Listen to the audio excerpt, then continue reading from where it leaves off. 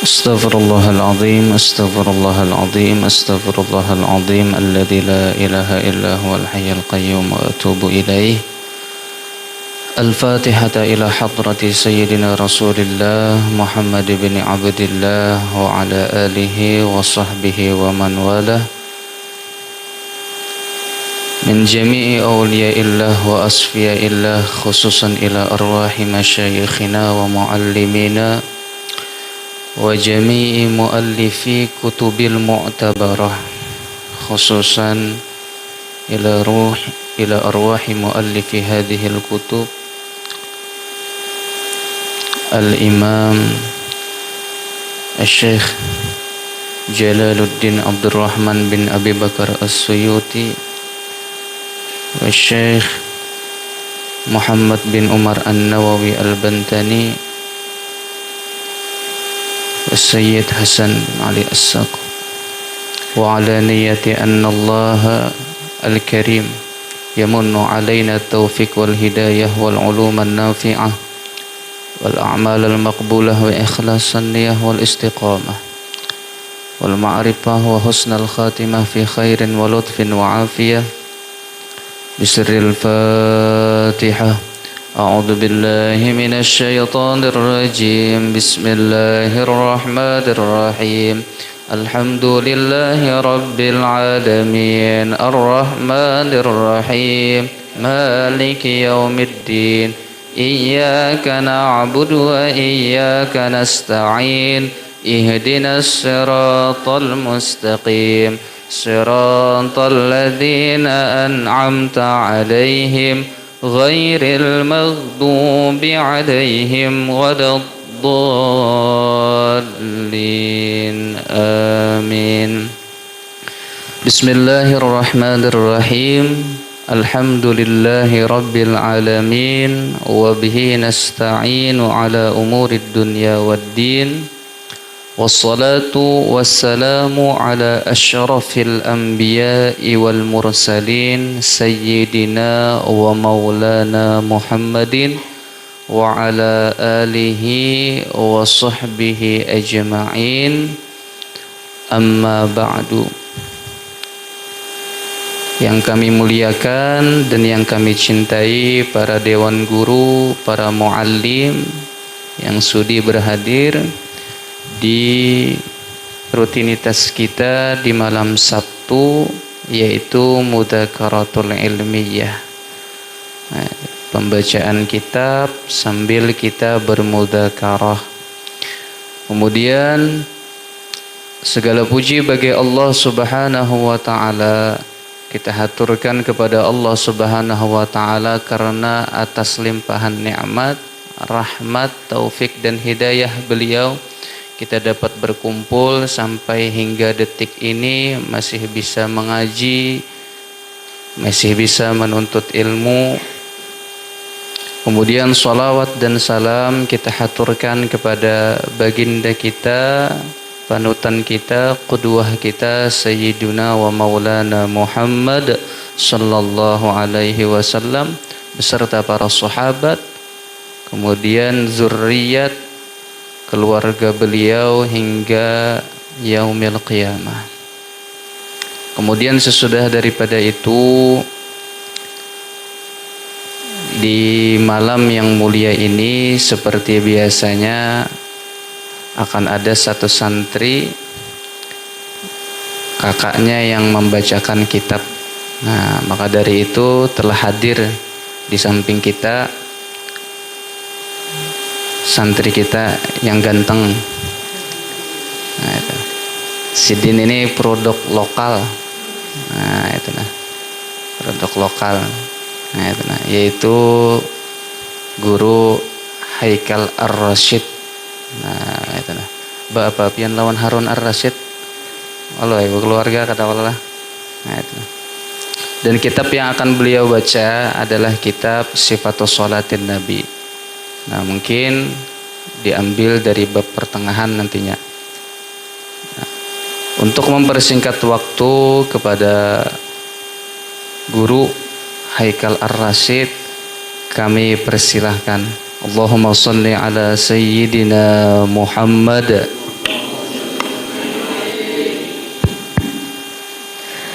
Bismillahirrahmanirrahim. Assalamualaikum warahmatullahi wabarakatuh.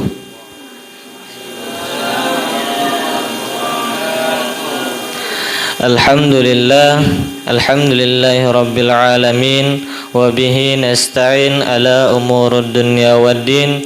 Wassalatu wassalamu ala asrafil anbiya'i wal mursalin Sayyidina wa nabiyyana Muhammadin sallallahu alaihi wasallam.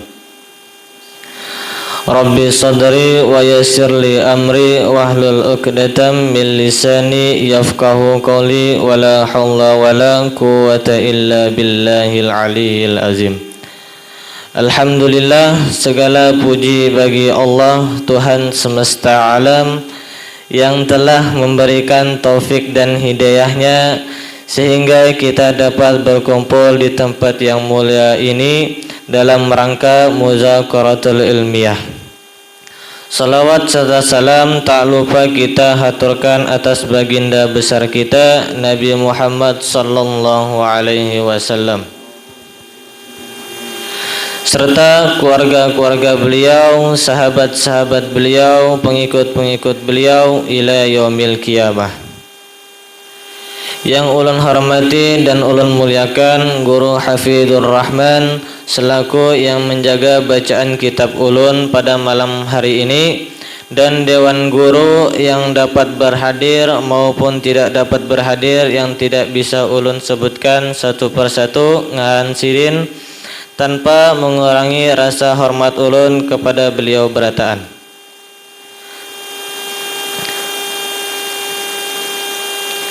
Semoga guru-guru kita di sini dapat dimudahkan urusan sidin dan dipanjangkan umur sidin dan dilancarkan rezeki sidin dan diistiqomahkan untuk mengajar di pondok tercinta ini. Amin amin ya rabbal alamin. Dan para santri-santri Nurul Mustafa Al-Husaini yang dirahmati oleh Allah Subhanahu wa taala. Duduknya ulun di sini untuk membacakan kitab, yaitu kitab Sahih Sifat Salat Nabi, buah karya daripada Imam Ali bin Hasan bin Ali As-Saghaf. Langsung saja kita mulai. Bismillahirrahmanirrahim. Qala al-musannif Asy-Syaikh Hasan bin Ali As-Saghaf rahimahullah ta'ala wa nafa'na bihi wa bi ulumihi fid dharain amin. Qarahatul iltifat fi salat illa lihajatin. Bermula ini bermula ini karahatul iltifat, yaitu makruh menoleh fi salat di dalam salat, illa kecuali lihajatin karena ada hajat. Al-iltifatu fi salati ala askalin. Bermula menoleh fi salat di dalam salat ala ada askalin, beberapa rupa. Iza apabila tahawwala berubah bisadrihi dengan dadanya anil kiblati daripada kiblat, batalat salatuhu, batal salatnya.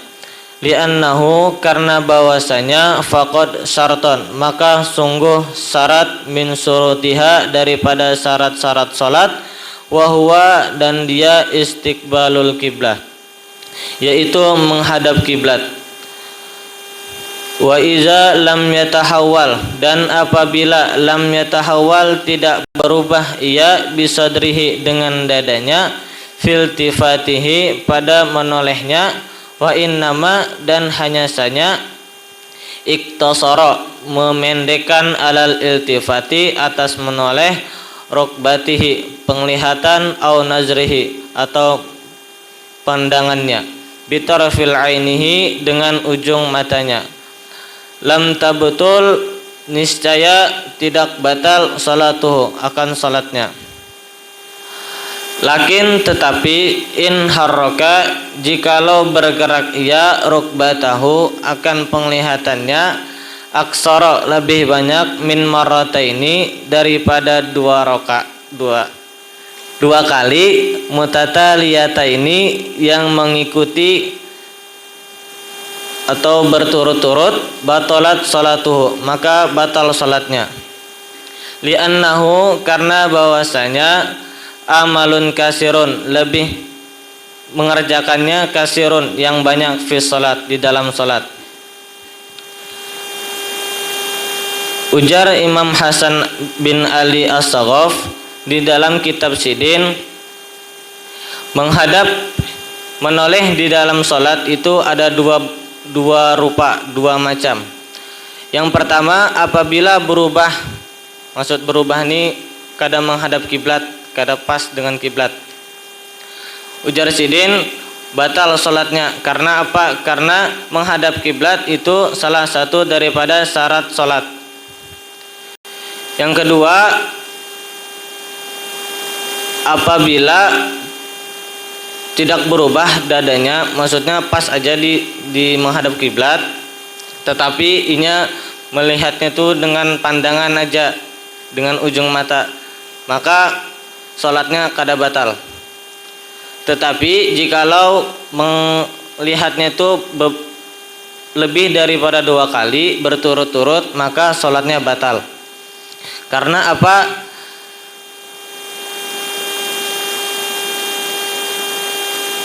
Melihat 2 kali itu sama aja pembatal salat, yang membatalkan salat.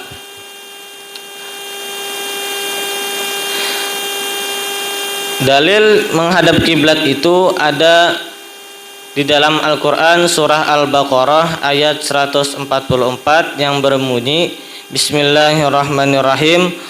Qad nara taqalluba wajhika fis samai falanuwalliyannaka kiblatan tardaha fawalli wajhaka satral masjidil haram. Yang artinya wallahu a'lam, kami melihat wajahmu Muhammad sering menandah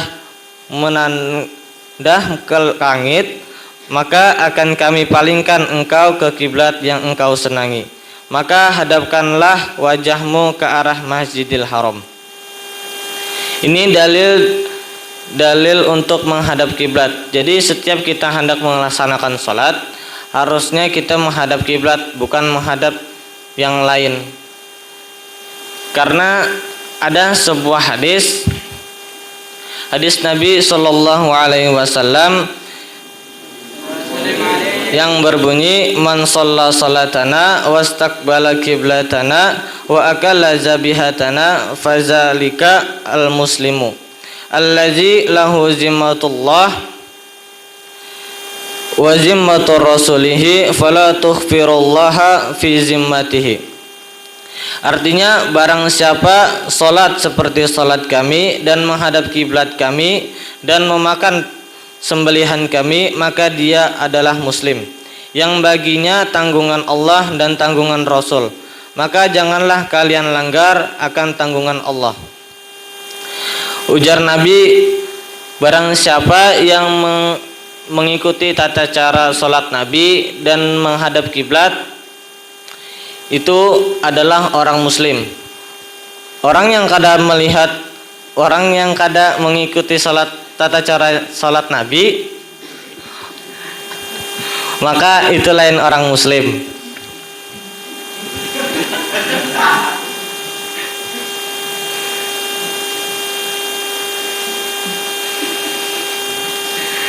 Terus wahadzal iltifatu, dan ini menoleh allazi yang la yubtilu tidak membatalkan as-salata akan salat in kana jikalau adalah ia lihajatin karena ada hajat, lam yukrahu niscaya tidak batal tidak makruh.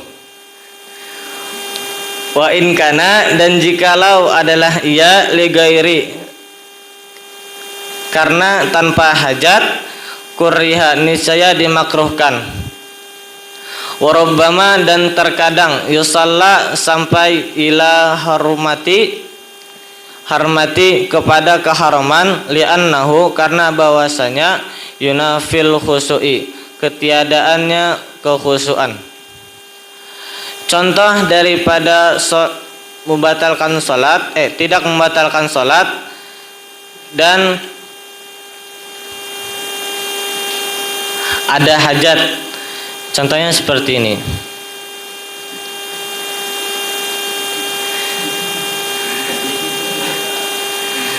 Ini lagi di rumah sakit misalnya, rumah sakit. Tinggal berduaan aja di rumah sakit. Sabar. Ini lagi mendengar ajan di luar. Habis itu anak sholat. Ini lagi menjaga keluarganya yang sakit. Menjagai. Kemudian ini sholat. Dalam hatinya ini agak ada kekhawatiran yang mana keluarganya ini minta apa-apa kena. Nah, habis itu sholat khawatirnya melihatlah ke pasien. Ke keluarganya yang sakit itu.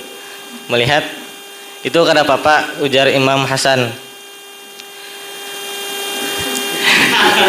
Kada makruh dalam sholat. Contoh yang tanpa hajat itu seperti ini. Ini sholat lagi nih sholat. Bisa ada orang lewat, langsung melihatinya.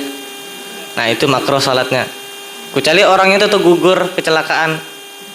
Nah itu kada apa dilihat nih. Kemudian langsung ditolongi, jangan didiamkan.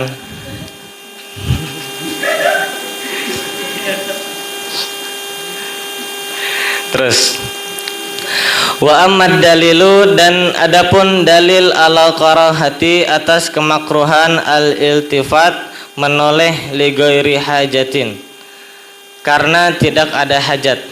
Fahadisu maka hadis as-sayyidatu Aisyah sayyidatuna Aisyah radhiyallahu anha qalat berkata ia sa'altu aku menanya Rasulullah sallallahu alaihi wasallam akan Rasulullah sallallahu alaihi wasallam anil iltifat daripada menoleh fi salat di dalam salat. Faqala maka bersabda Nabi, huwa ikhtilasu dia adalah merampas.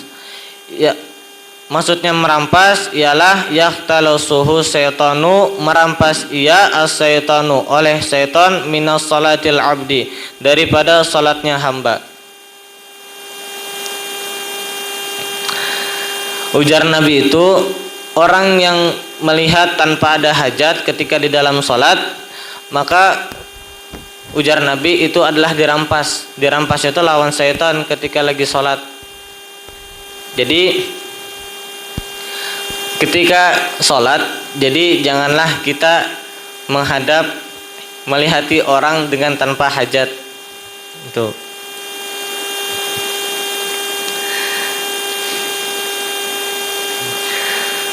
Lanjut lagi wadalil karahiyatu dan dalil makruh raf'ul basri mengangkat pandangan.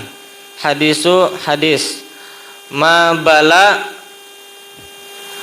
ada apa dengan aqwamin kaum yarfa'una mengangkat kalian absaruhum pandangan mereka ila samai kepada langit fi salatihim pada salat mereka.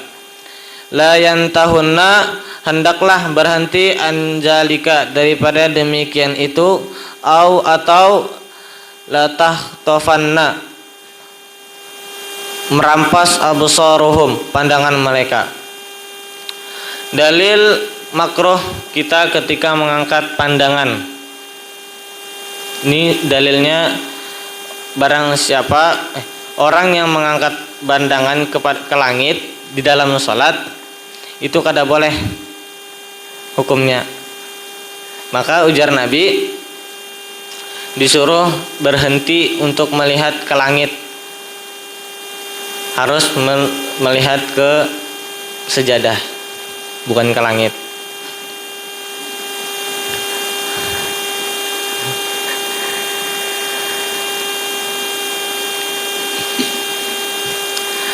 Wa an Sayyidina Anas bin Malik wallahu a'lam bissawab.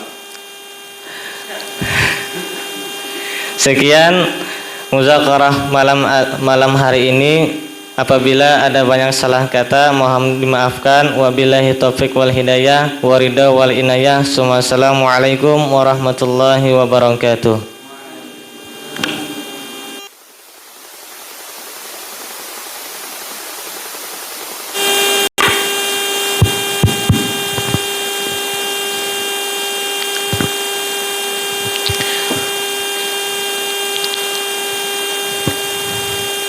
Kita selesai.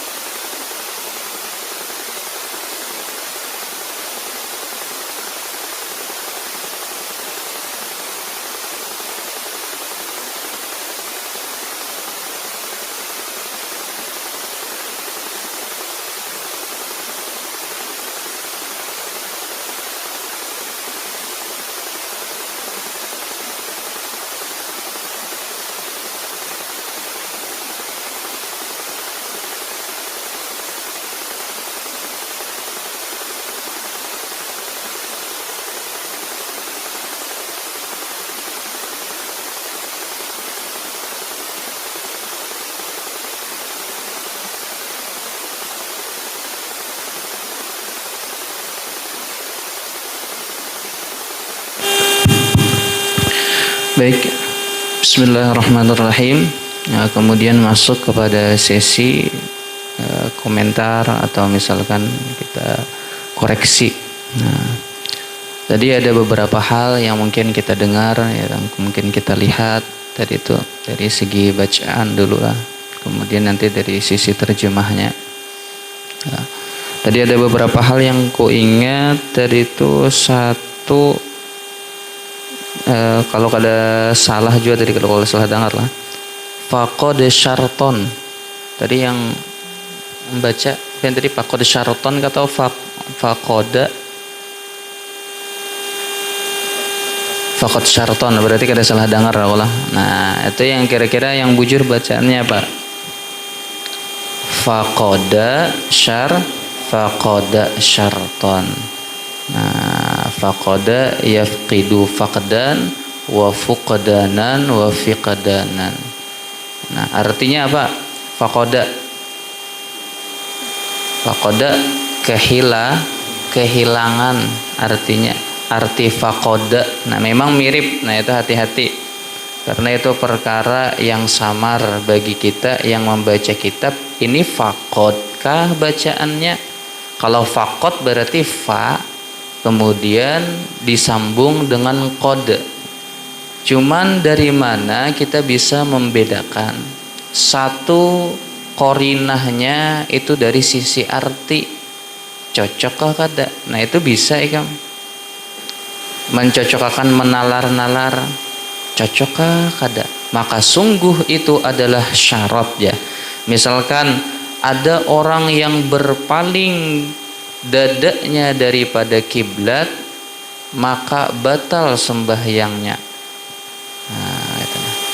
Maka batal sembahyangnya. Kenapa? Karena sungguh dia adalah syarat. Kada cocok juga pulang lah, karena kada ada dianya. Nah, itu.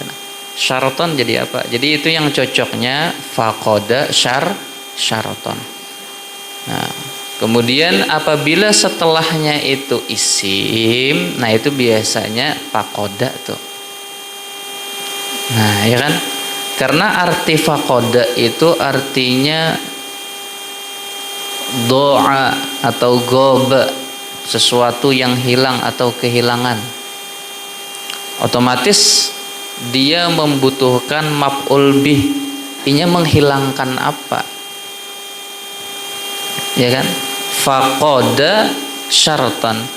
Kalau orang memalingkan dadanya, menoleh sampai terpaling dadanya daripada kiblat, misalkan hadap sana, anggap kiblat di sana, berarti sama dengan dia itu faqada syaratan, menghilangkan akan syarat sembahyang. Apa syarat sembahyang? Di antara yang 5 yaitu menghadap kiblat. Nah, paham sampai sini? Paham aja lah. Nah, itu faqada atau faqad. Nah, cirinya apa? Setelahnya apa makna faqada? Goba atau doa. Nah, itu. Nah, kalau kita ngaji istiqoq biasanya lah bahasa Arab diterjemahkan pakai bahasa Arab. Nah, itu. Baik. Kemudian selanjutnya tadi ada lagi satu tadi itu. Bukan satu, mungkin ada lagi beberapa. Nah, yang mana tadi itu?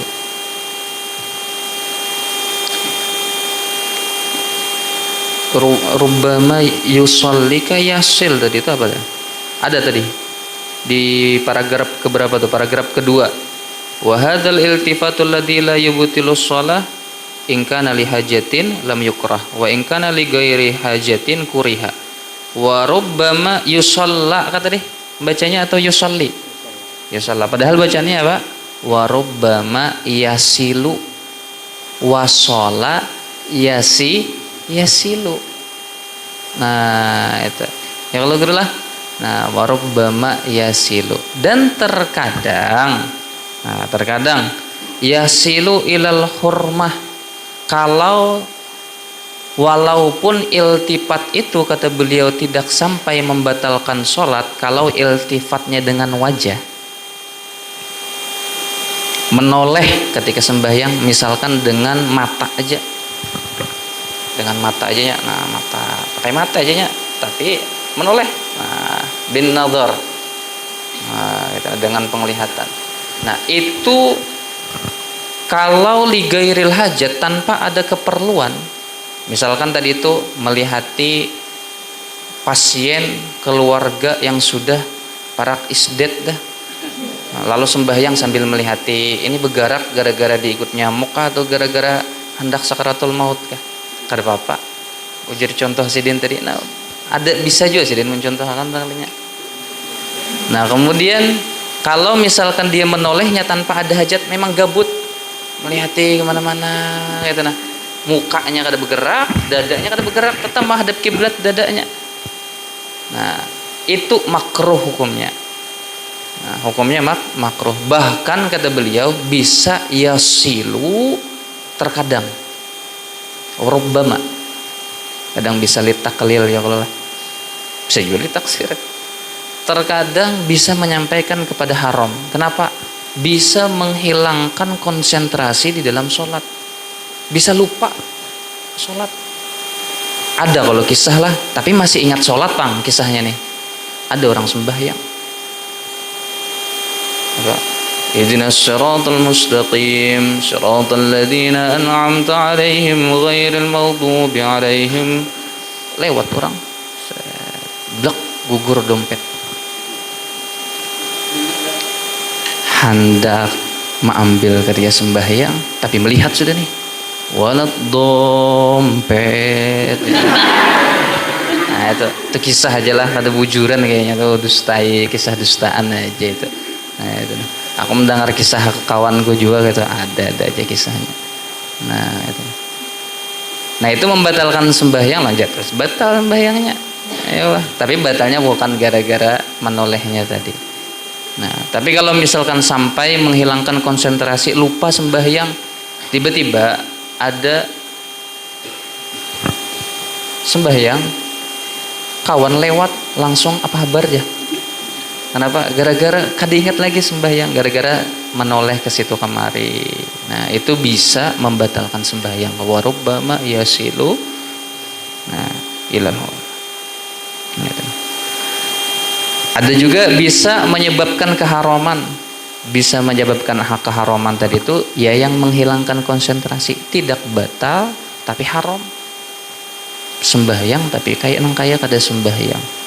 Nah, kata sampai kada bebacaan lagi misalkan arah. Nah, menghilangkan kekhusyuan. Nah, itu kemudian ada lagi tadi hadis Nabi apa tadi bacanya? Ma balu qaumin yarfa'una absarahum ila sama fi sholatihim. Ada kan hadis Nabi itu? Nah itu. Ma balu qaumin. Pian tadi membaca apa? Ada apa dengan? Enggak, bacaannya. Bacaannya apa bacaannya tadi? Hah? Ma bala aqwamin. Ma bala aqwamin. Iyalah, harusnya bacanya apa? Ma balu aqwamin. Ma itu apa artinya? Apa juga? Oh, berarti maknya ma istifham ya kalau lah. Nah, habis itu Bang, balu apa? Rasanya sudah kita bahas bal tuh. Jangan balu ya Allah. Nah, lain pulang artinya bal. Bal itu apa artinya? Yang masih ingatkah di awal-awal kita mengaji? Halun. Nah, itu nah. Atau muhtamun syar'an. Sesuatu yang penting. Nah, itu Allah. Apa garang?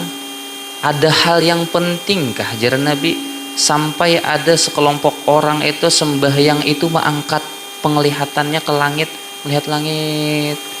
Gitu, nah. Apa juga hal yang penting? Nah, kayak itu. Sehingga mereka harus mengangkat penglihatan mereka ketika sholat. Kemudian lanjutan hadisnya apa tadi? Layan tahunna, hendaklah mereka berhenti melakukan hal demikian, anzalik. Nah, itu nah. Atau bisa jadi nantinya lanjutannya berarti nah latah tofanna absaruhum. Latah tofanna absaruhum. Atau nanti Allah hilangkan penglihatan mereka. Nah, ini bisa jadi ancaman dari Nabi. Nah, jangan lagi sembahyang sambil melihati langit, melihati cacak. Nah, tek cacak. Dilihati gitu nah. Nah, itu jangan. Nah, jadi makanya sunnah kita itu melihat pesujudan. Nah, itu adalah dalil dimakruhkannya menoleh. Artinya di situ Nabi kada ketujuh makruh. Cuman satu sisi yang di awal tadi itu nah, itu bagus benar pembahasannya di awal tadi itu, bahwasanya menoleh itu menoleh selama jangan pakai dada itu kada sampai membatalkan sembahyang. Jadi ada mungkin tadi ada berapa, dua keadaan ketiga? Dua. Nah, kalau aku menghitung tiga. Menghitung tiga. Kita menoleh itu dengan tiga keadaan, dengan tiga kondisi. Kondisi pertama dengan penglihatan atau dengan mata. Kondisi kedua dengan leher. Rokobah tadi pian salah mengartikan. Rokobah itu bisa jadi apa? Leher. Menoleh dengan leher. Kemudian yang ketiga menoleh dengan dada. Mungkin kalau kita klasifikasikan konsepnya seperti itu. Menoleh dengan penglihatan, hukumnya bagaimana? Hukumnya makruh kalau tidak ada hajat. Nah, kenapa? Karena Nabi pernah melihat sembahyang itu melihat ke pohon, itu pernah. Nah, menoleh. Kenapa? Karena di situ ada farisan ya di hadis itu. Nah, kemudian yang kedua menoleh dengan leher. Dilihat kalau menoleh dengan lehernya karena ada hajat, itu kada makruh dan kada banyak menolehnya. Menolehnya sedikit aja, sekali aja misalkan. Nah, merasa kayak ada yang bergerak, kayak itu nah di samping melihat ya menoleh. Nah, kalau pina ada ular, ini musim ular kalau lah. Nah, sampai di asrama masuk ke ular, nah itu, nah kayak takutan. Oh sekalinya tali kabel. Nah subuh melihati jam 4 ke masjid, lihat hirang ada di samping. Kalau kayak ular menoleh misalkan, nah makruh lah itu. Kada makruh. Tapi kalau kada ada hajat, gabut, rasa panat leher nah, tertok aja. Nah itu nah, adalah sambil sembahyang. Nah itu nah, rasa gabut aja, kepatuhan, kebiasaan, nah itu makruh hukumnya. Tapi kalau sampai banyak gerakannya pakai leher itu batal. Kenapa? Karena itu fi'lun kasirun. Gerakan yang banyak, gerakan yang fahisyah, gerakan yang kabir, besar, banyak. Nah kalau sampai 2 kali lebih, waduh, tertok ya. Nah, berturut-turut itu batal sembahyangnya kalau pakai leher. Kalau pakai dada bang, nah kalau pakai dada dilihat dulu. Kenapa ya dilihat? Ini kalau ada pembahasan di fikih lain, ada menoleh menggunakan dada di dalam sembahyang tapi tidak batal. Ada di fikih. Menoleh dengan dada tapi tidak batal. Ayo, siapa tahu jawabannya? Ada yang tahu? Sembahyang syiddatil khauf. Ya Pak? Sembahyang syiddatil khauf itu kan menoleh dengan dada, bahkan kita berpaling daripada kiblat, tapi kada batal sembahyang. Kenapa? Karena sembahyangnya syiddatil khauf. Coba kan orang ketika berkecamuk perang, sembahyang harus menghadap kiblat, ya ditimpas musuh. Ya lah. Jadi sembahyang bolehlah kita berpaling, boleh. Allahu Akbar misalkan. Sambil menghindar, set. Ada apa? Kada jadi masalah, batal sembahyang. Kada batal kenapa? Sembahyang syiddatil khauf. Sembahyang ketika berkecamuk perang. Nah, jadi kalau versi ulun menoleh itu ada 3. Nah, kayak itu nah. Dan mungkin di kitab-kitab lain banyak lagi. Nah, itu yang belum kita ketahui. Nah, cuman ada satu masalah mungkin yang menarik yang di awal tadi. Kenapa menghadap kiblat itu dengan dada bukan dengan wajah? Kaitannya sebenarnya di permasalahan ini. Kita sering kayak tadi Sidin membacakan dalil apa? Fawalli wajhaka syatral masjidil haram. Maka dalil wajibnya itu kah? Oke, kalau misalkan pian ambil dalil wajibnya itu ya kada jadi masalah. Cuman yang jadi pertanyaan adalah kalau misalkan ayatnya fawali wajhaka syatral masjidil haram, kenapa menghadap kiblat itu dengan dada? Bukan fawali sadroka syatral masjidil haram. Ya lah, bujur. Nah, jawabannya ya ini. Jawabannya ya makruhatul iltifat, itu jawabannya, atau karahatul iltifat. Dalil dimakruhkannya iltifat itulah yang menjadi dalil bahwasanya ternyata menghadap kiblat itu dengan dada. Itu diantaranya. Buktinya apa? Nabi tidak menyambat sembahyang orang yang menoleh itu batal. Bahkan Nabi membolehkan kalau itu ada hajat. Berarti menghadap kiblat itu bukan dengan wajah, karena Nabi pernah menoleh juga. Nah, jadi jawabannya adalah karena adanya dalil menoleh, iltifat, berpaling wajah daripada kiblat ataupun itu kada sampai membatalkan sholat, maka berarti sama dengan menghadap kiblat itu wajah bukan masuk kategori. Nah, itu. Nah, baik, jadi itu tadi ada beberapa hal yang perlu dikoreksi karena kita temanya muzakarah, jadi saling belajar dan saling mengingatkan. Aku juga saling mengingat-ingat juga gitu. Nah, baik, kemudian ya itu tadi beberapa hal. Selanjutnya aku ucapkan terima kasih kepada Ananda Haikal Ar-Rasyid yang sudah mau maju itu membaca kitab. Nah, walaupun sambil menggatau-gatau Sidin tadi itu, hadang dulu lah, jadi hadang di Sidin. Untung aja setumat, jakanya setengah jam tadi mah hadangnya teguringan kami. Nah, kemudian lanjut kita bacaan kitabnya, yaitu Syarah Tangkihul Qaulil Hasis bi Syarhi Lubabil Hadis, buah karya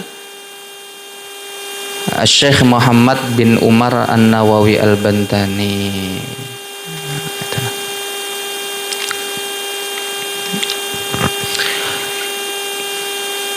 Bismillahirrahmanirrahim.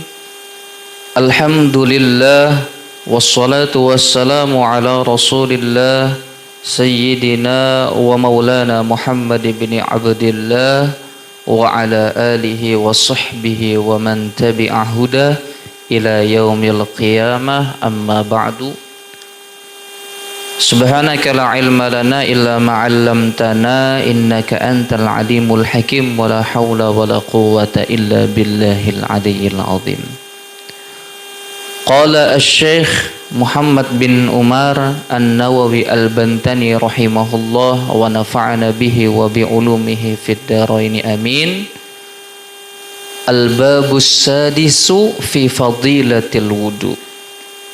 Bab yang ke-6 itu adalah pada menjelaskan keutamaan berwudu atau keistimewaan berwudu.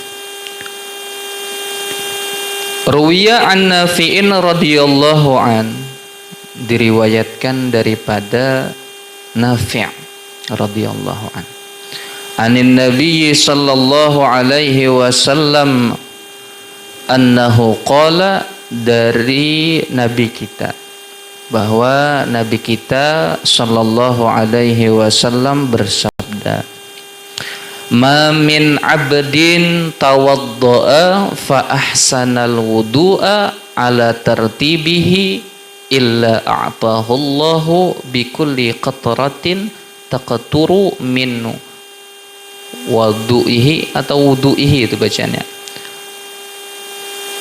asyra hasanatin wa tastaghfiru lahu tilkal ardul lati tawadda'a 'alaiha ila yaumil qiyamah. Jadi ada hadis Nabi pernah bersabda, ma min abdin, tidak ada satu orang hamba pun, tawadda'a, yang ia itu melakukan wudu, fa ahsanal wudu'a, kemudian dia sempurnakan wudunya, ia maksimalkan wudunya, mulai dari awal menyingsing baju itu sudah terasa benar ini tuh hendak berwudu. Nah, kalau kita dilajari guru-guru kita, kalau menyingsing baju hendak berwudu itu sebelah kanan ke sebelah kiri dulu? Sebelah kiri dulu. Nah, kalau menurunkan lengan baju ke kanan. Nah, rasa benar sudah pibes orang-orang hendak berwudu tuh. Wah, misalkan. Belum lagi membasuh tangan. Nah, habis itu lagi apa? Berkumur-kumur, memasukkan air ke hidung dilakukannya 3 kali. Nah, itu. Belum lagi nawaitu lillahi ta'ala jadinya. Nah, itu. Nah, itu. Nah, itu kan bujur-bujur disempurnakannya. Dilakukannya 3 kali. Nah, coba sudah belajar aja lah Bidayatul Hidayah, itu dilajarkan Imam Ghazali itu detail wudu itu kayak ini nakai caranya wudu pelan-pelan tidak. Kalau dipikir kan ini rukunnya, ini syaratnya, ini yang membatalkannya, ini yang makruhnya. Nah, arti dia menyempurnakan wudu yang sunnah-sunnahnya digawinya. Ala tartibihi sesuai urutannya. Nah itulah artinya bujur-bujur dimaksimalkannya. Nah itulah. Illa a'tahullahu, melainkan pasti niscaya Allah berikan akan dia bikulli qatratin, dengan setiap tetes air taqturu yang menetes min wudu'ihi ka wadu'ihi ka. Salah aja lah. Kalau wudu'ihi itu nama perbuatannya. Kalau wadu itu apa? Airnya.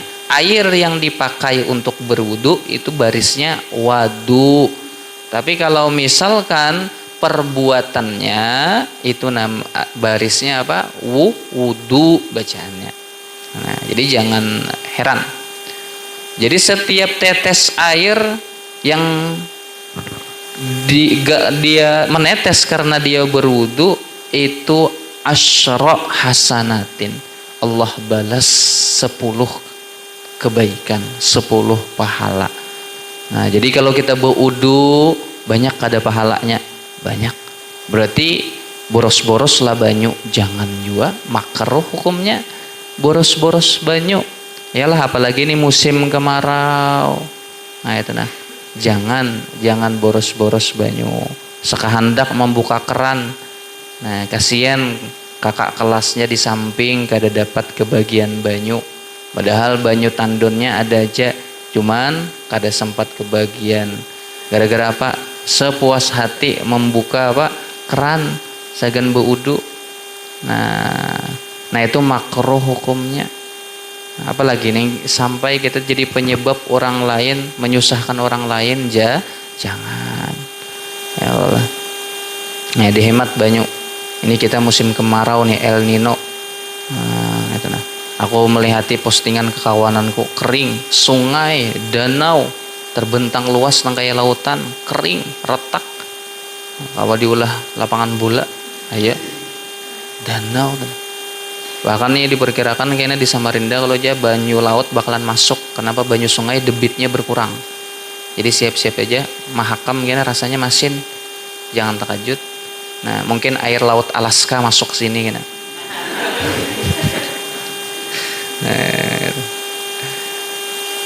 Nah, jadi apa? Setiap tetes air wudu itu pahala. Nah, ini keutamaan berwudu. Makanya banyak keutamaannya. Wa tastaghfiru lahu tilkal ardu, dan memintakan ampun tanah bumi yang ia itu allati tawaddaa 'alaiha ila yaumil qiyamah, yang dipakainya untuk berwudu. Nah, tempat pauduan tuh jangan diremehkan ya Allah. Tanah yang ikan pakai segan berwudu jangan diremehkan. Jangannya kita tahu mungkin bahasanya astagfirullah. Nah, itu memintakan ampun segan kita. Tanah yang kita pakai untuk berwudu. Kayak apa guru? Memakai tanah. Maksudnya kita berwudu di atas tanah. Kalau pin aku. Nah, itu nah kalau bano itu tayamum namanya. Nah, itu nah. Baik. Nah, paham kalau adalah. Nah, jadi ini keistimewaan berwudu. Nah, usahakan. Nah, itu nah. Kita kalau misalkan batal wudu, berwudu lagi, batal wudu, berwudu lagi. Nah, itu nah. Karena banyak keistimewaannya, pahalanya banyak, kemudian dapat ampunan dosa. Nah, itu. Nah, Bahkan lagi ada juga diriwayatkan kan bahwasanya apabila misalkan orang itu berwudu, nah, itu. Kemudian dia menyempurnakan wudunya, itu yang hadis yang kita sudah sering dengar, ketika dia membasuh wajah, lah rajin kita ngaji, itu hilang dosa di wajahnya. Ketika dia membasuh tangan, hilang dosa di tangannya, dan seterusnya sampai akhir rukun wudu. Nah, itulah yang menjawab pertanyaan.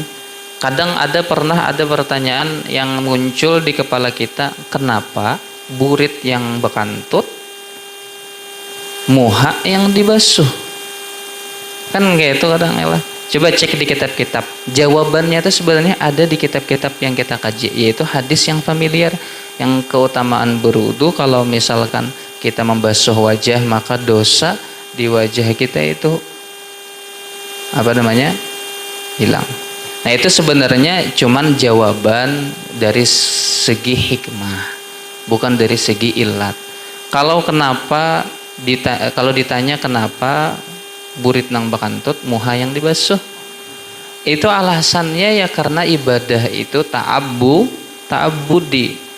Jadi ibadah itu, perintah itu ada yang ta'abbudi, ada yang ta'akuli. Ta'abbudi itu apa? Ta'abbudi itu Allah memerintahkan kepada hambanya untuk melakukan sesuatu tanpa didasari alasan apapun. Ini murni perintah Allah Ta'ala. Nah, itu. Murni karena kita hamba ya harus menurut apa yang diperintahkan Allah.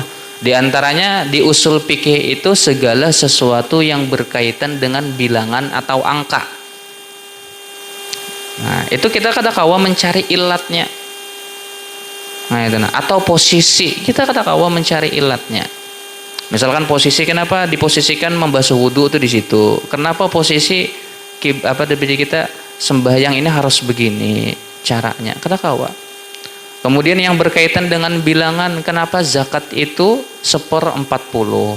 Kenapa zakat fitrah itu misalkan 4 mud atau 1 sa'? Itu kadang-kala kita tanyakan kenapa. Kenapa sembahyang subuh 2 rakaat? Nah, itu kita kadang-kala mencari alasannya. Tapi satu sisi kita bisa mencari hikmahnya. Motif di balik itu, kebaikan. Nah, di balik itu yang kita cari, itu bisa. Nah, segala sesuatu itu pasti ada hikmahnya ya Allah. Nah, mungkin bisa kita jawab dengan hikmahnya. Ya, hikmah daripada berwudu, kalau misalkan kita basuh wajah, segala dosa itu guguran. Dan setiap tetes air yang menetes itu menjadi pahala 10 kali lipat. Nah, lebih kepada itu. Nah, lalu apa perbedaannya antara ilat dengan hikmah? Nah, kenapa hikmah tidak bisa menjadi alasan? Nah, karena apa? Hikmah itu gairu mundobit. Hikmah itu tidak bisa terukur. Sedangkan ilat itu syaratnya mundobit. Kita kan kayak gini, di usul fikih itu al-hukmu yaduru ma'al illah. Hukum itu berlaku, beredar sesuai dengan ilatnya. Nah, hukum itu berlaku, beredar sesuai dengan ilatnya. Nah, kenapa hikmah? Seperti tadi, kenapa bukan itu saja yang dijadikan ilat? Misalkan kenapa wudu itu anggota tubuh yang wajib dibasuh itu adalah wajah, tangan, kepala, kemudian apa lagi? Kaki. Nah, atau misalkan yang sunnah telinga, kenapa itu? Lalu dijawab misalkan kalau dipikir-pikir, kalau ikam cek di mahalli, karena itu mahallu iktisabil khotoya, atau dengan bahasanya yang lain. Di kitab-kitab itu biasanya masyhur jawaban para ulama, karena anggota yang kita basuh ini adalah anggota tubuh untuk melakukan dosa. Tapi itu hikmah, bukan ilat. Jadi kita membasuh itu untuk menggugurkan dosa, sebagaimana hadis tadi. Itu hikmah. Nah, itu gairu mundobit, tidak bisa terukur. Nah, tidak bisa dijadikan ilat. Yang namanya dosa itu kadang-kala kita mau ukur. kawa lah mau ukur dosa ada kawa. Nah kalau dipikir yang familiar, kenapa sholat qashar itu boleh 2 rakaat? Alasannya karena masyaqqat atau karena musafir? Karena safar. Alasannya pasti karena safar. Ilatnya karena safar, bukan karena masyaqqat. Kenapa bukan karena masyaqqat? Karena masyaqqat tidak terukur. Yang kawa diukur itu adalah jarak perjalanan. Makanya ulama madhab Syafi'i menyatakan kenapa sembahyang qashar itu boleh, ya karena safar, karena perjalanan, bukan karena masyaqqat. Otomatis begini, kalau misalkan ada orang perjalanannya jauh, misalkan perjalanan jauh, tapi dia naik pesawat tuh masyaqqat atau kada? Bagi orang yang mungkin kada ada kesibukan, niatnya untuk liburan, duit banyak, mungkin itu bukan hal yang masyaqqat. Nah berartinya kada boleh lah untuk melakukan sholatul musafir, jama, qashar. Kalau kalau yang menjadi ilat itu masyaqqat, berartinya kada boleh.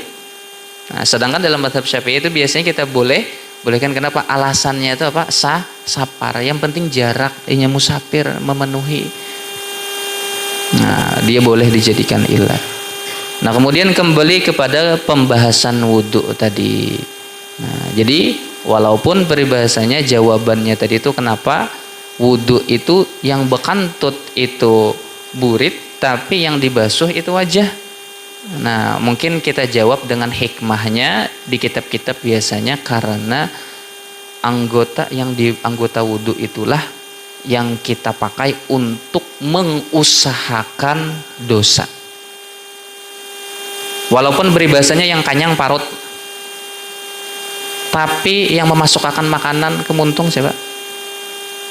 Tangan. Nah, itu misalkan. Ada misalkan orang mencuri, makan yang haram, itu pakai apa ya? Pakai tangan. Melangkah pakai kaki. Nah, itu. Nah, dipikirakannya pakai otak, kayak apa caranya maling, kayak apa caranya mencuri. Nah, disapu kepala. Nah, jadi anggota wudhu kita inilah yang dipakai untuk biasanya iktisabil khatoya, mengusahakan melakukan dosa. Nah, jadi penyebabnya itu ya yang itu tadi di wajah ada apa aja? Ada mata. Nah, ada kalau dosa mata lah gara-gara apa? Melakukan dosa gara-gara melihat yang haram. Nah, di mata ada mulut. Nah, kenapa ini menggibah? Kenapa ini berdusta? Karena mulut. Nah, jadi banyak anggota yang kita pakai melakukan dosa, itu penyebabnya. Nah, jadi itu hikmahnya. Tapi kadang-kala kita sebut itu ilat, intinya ta'abbudi lah. Nah, intinya ta'abbudi. Kalau kada paham mana ilat, mana hikmah, aku contohkan kayak ini. Ada santri begadang. Niat tujuannya begadang, motifnya begadang. Satu, dia ngopi. Kenapa? Nyaman kaina supaya inya melek matanya, berjaga. Lalu begadang lainnya kada dihukum guru. Kenapa? Karena inya kada melakukan pelanggaran. Minum kopi. Ada nang seikung begadang juga supaya melek mutalaah tapi sambil berokok. Nah, malam berokoknya ditakuni guru, "Ikam kenapa begadang sambil berokok?" Supaya melek matanya. Digundul guru. Botak. Nah, itu kayak tuyul. Awalnya. Kenapa? Karenanya berokok misalkan. Kawalah kita sebut kenapa dia dihukum? Karena dia begadang. Karena begadang itu kada terukur, kada kawa dijadikan alasan hukum. Yang kawa dijadikan alasan hukum tadi itu nang kayak inya minum kopi. Nang kawa dijadikan alasan hukum tadi karena inya berokok. Kalau inya ngopi, begadang, hikmahnya begadang, ya kada dihukum. Nah, itu. Jadi motif itu kada kawa juga langsung dijadikan, tapi motif itu biasanya menjadi pertanda bagi ilat. Nah, misalkan, makanya biasanya yang dicari orang itu motifnya. Terjadi pembunuhan, yang pertama dicari itu motifnya. Kenapa inya membunuh? Karena dendam misalkan. Nah, dari situ nanti ketahuan. Nah, bisa mencari, melacak ilatnya. Nah, melacak alasan alasan pakaian apa inya. Nah, jadi orang yang membunuh itu misalkan dipenjara, dihukum, disangsi atau dibunuh juga. Itu karena dia membunuh atau karena dendam? Karena membunuh, bukan karena dendam. Kadang-kadang kita alasan, berarti bila ada orang dendam harus dihukum, harus dipenjara. Enggak kan? Nah, kecuali dia melakukan pembunuhan. Nah, jadi ilat itu harus mundobit. Nah, itu beda dengan hikmah. Nah, jadi kita jawab seperti itu. Jadi kalau ditakuni orang kenapa nang bakantut itu burit tapi nang dibasuh wajah. Nah, kan kada nyambung. Oh, ternyata itu hikmahnya adalah anggota wudu itulah anggota yang biasanya kita melakukan kesalahan. Kemudian lanjut kah? Al-babus sabi'u fi fadilatis siwak. Bab yang ketujuh adalah bab keutamaan bersiwak. An Abi Hurairah radhiyallahu anhu an Rasulillah sallallahu alaihi wasallam. Nah, diriwayatkan daripada Abi Hurairah daripada Nabi kita annahu qala, beliau bersabda, laula an asyqa ala ummati la amartuhum bis-siwaki ma'a kulli wudu'in. Akhrajahu Malikun wa Ahmadu wan Nasa'i. Laula, jikalau tidak, an asyqa, bahwa aku memberatkan, membuat umat ini beban, masyakat, menyusahkan, ala ummati, atas umatku, la amartuhum, niscaya aku perintahkan mereka, amron wujuban atau amron wajiban, akan perintah yang wajib, bisiwaki, untuk memakai siwak, ma'akulli wudu'in, di setiap kali berwudu. Nah, jadi ini keutamaan bersiwak. Jadi sunnah kita itu setiap kali hendak berwudu itu bersiwak dulu. Tahu bersiwak? Menggosok gigi itu sunnah. Saking besarnya pahalanya, Nabi itu sempat kepengen mewajibkan. Jadi alur ceritanya begitu. Saking besarnya pahala bersiwak, saking pentingnya bersiwak, Nabi itu sempat hendak mewajibkan. Cuman kepikiran, kalau pina membebani umat, pas sikat gigi ketinggalan, atau pas kawan juga kada ada besi siwak, atau misalkan macam-macam alasannya, kada terbawa sikat gigi dan itulah. Nah, itu. Atau misalkan kemana-mana harus bawa siwak jadinya, kemana-mana harus bawa sikat gigi. Nah, misalkan, itu akan membebani umat. Jadi Nabi, laula an asyqa ala ummati, andai tidak membebani, menyusahkan umatku, wajibkan siwak nih. Nah, sempat Nabi itu. Makanya redaksinya pakai laula. Laula itu kan harfu syartin limtinain. Harfu syartin, huruf syarat, tapi nya gairu jazimin. Dia tidak menjazamkan. Biasanya setelah laula itu isim atau yang menempati isim. Itu biasanya begitu. Tapi dia harfu syartin. Jadi kalau ditanya adakah huruf syarat tapi tidak menjazamkan? Ada. Apa? Laula.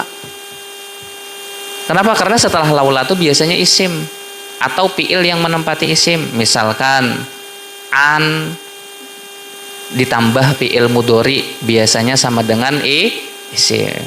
Fi ta'wilil masdar. Biasanya kan begitu. Nah, laula an asyqa ala ummati la amartuhum bisiwak. Nah, kemudian jawabnya mana? Jawabnya la amartuhum, itu menjadi jawab laula. Nah, jadi laula itu harfu syartiyin imtinaiyin gairu jazimin. Huruf syarat tapi tidak menjazamkan. Cuman ada fungsinya.